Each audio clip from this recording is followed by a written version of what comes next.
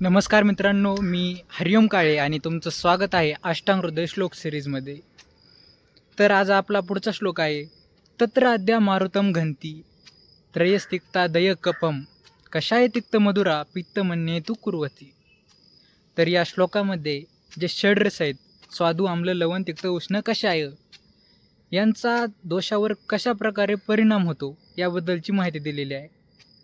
तर जे पहिले तर स्वादू, आम्ल, लवण यांनी वातदोषाचा क्षय होतो आणि जे बाकीचे तर तिक्त, उष्ण, कषाय यांनी त्याचा वृद्धी होतो.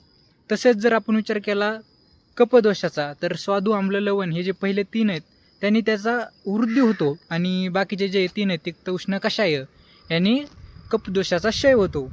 आणि कषाय, तिक्त, मधुरा या तीन रसांनी पित्तदोषांचं शमन होतं आणि जे बाकीचे त्यांनी त्याची वृद्धी होती. अशा प्रकारे यांचा परिणाम दोषावर ठरतो. धन्यवाद.